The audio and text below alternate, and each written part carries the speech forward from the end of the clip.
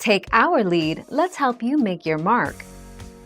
Our goal is your satisfaction. Let us show you the way. Knuckle cracking has not been shown to be harmful or beneficial. More specifically, knuckle cracking does not cause arthritis. Joint cracking can result from a negative pressure pulling nitrogen gas temporarily into the joint, such as when knuckles are cracked. This is not harmful. Thank you for watching. Please subscribe and hit the bell notification.